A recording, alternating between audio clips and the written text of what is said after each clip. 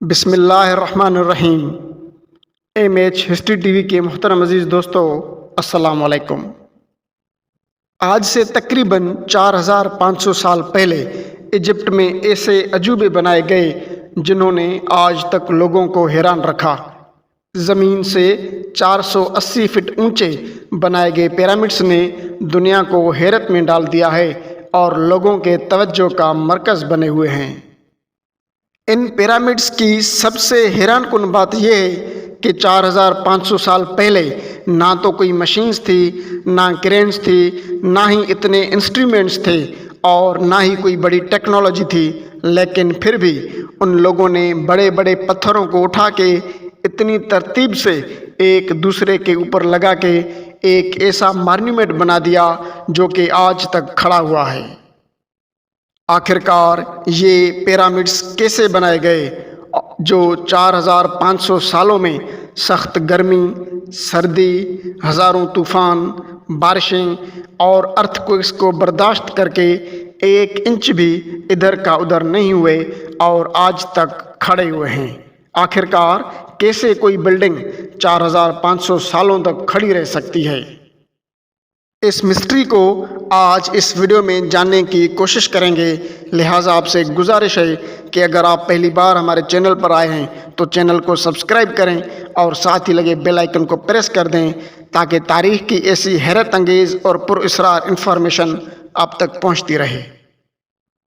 ناظرین، کہا جاتا ہے کہ تقریباً 118 چھوٹے اور بڑے پیرامڈس مصر میں الگ الگ دور میں بنائے گئے تھے، جن میں سب سے بڑا pyramid the great pyramid of Giza کہلاتا ہے۔ اس پیرامڈ کو سال 2560 بی سی میں بنایا گیا تھا، فیرو خوفو کے دوران۔ اینشنٹ ایجپٹ میں جو راجا مہاراجا ہوتے تھے انہیں فیرو کہا جاتا تھا۔ اگر ہم دی گریٹ پیرامڈ آف گیزا کی بات کریں تو اس پیرامڈ کو 13 ایکڑز میں بنایا گیا ہے۔ ایک اسٹیمیٹ کے حساب سے اس پیرامڈ میں تقریباً 23 لاکھ بڑے بڑے پتھروں کا استعمال ہوا، جن میں سے کئی پتھروں کا وزن 50 ٹن بھی تھا۔ اگر اس کے ٹوٹل وزن کا اندازہ لگایا جائے تو اس پیرامڈ کا وزن 60 لاکھ ٹن ہے، جو کہ 12 برج خلیفہ کے وزن کے برابر بنتا ہے۔ لیکن اتنے اونچے اور بڑے پیرامڈس بنانے کا آخر مقصد کیا تھا؟ پہلے یہ جاننے کی کوشش کریں گے کہ اتنے بڑے پیرامڈ کو کیسے بنایا گیا، اور پھر یہ جاننے کی کوشش کریں گے کہ پیرامڈ آخرکار کیوں بنائے گئے۔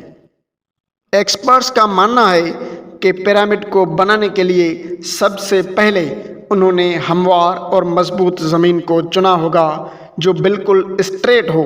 اگر زمین ہموار نہیں ہوتی تو اتنے بڑے پیرامڈ کو کھڑا کرنا بڑا مشکل ہو جاتا۔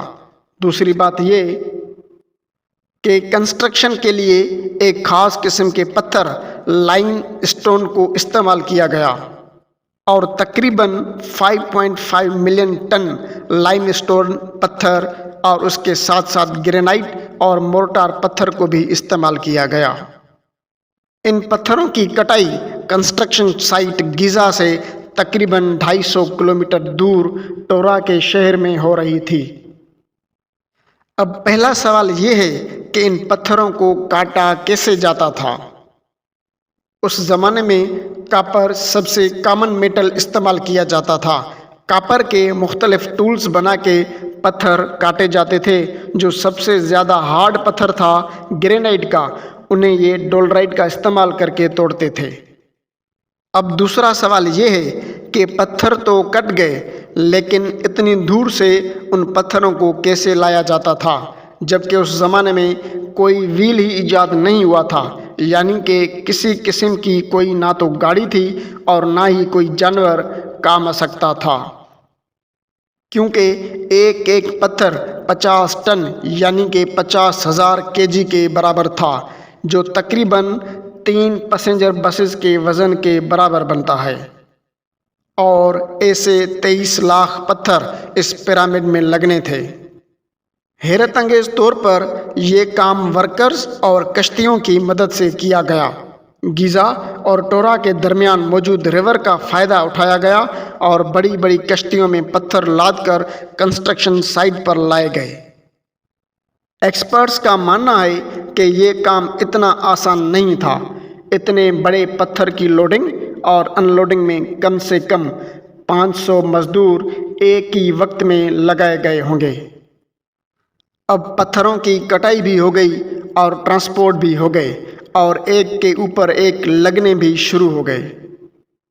ایکسپرٹس جو کہ پیرامڈ پہ ریسرچ کر رہے ہیں، ان کو ایک چیز زیادہ پریشان کر رہی تھی کہ اتنے بڑے پتھر اتنی اونچائی پہ آخر پہنچائے کیسے گئے ہوں گے۔ یہ پلان کنسٹرکشن سے پہلے ہی انہوں نے بنا لیا ہوگا۔ یہ پتھر یا تو اسپائرل ٹریک کے ذریعے اوپر گئے ہوں گے یا پھر زگ زگ طریقے سے، لیکن یہ بات تو طے ہے کہ 50 ٹن کے وزنی پتھر مزدوروں کی آرمی کی مدد سے ہی کھینچ کر اوپر پہنچائے گئے ہوں گے۔ پیرامڈ کی باہر کی کنسٹرکشن کے ساتھ ساتھ اندر بھی کمپارٹمنٹس بنائے گئے اور ان کے اندر جانے کے راستے بھی بنائے گئے۔ اب بات کرتے ہیں کہ ان پیرامڈس کو بنانے کا آخر مقصد کیا تھا۔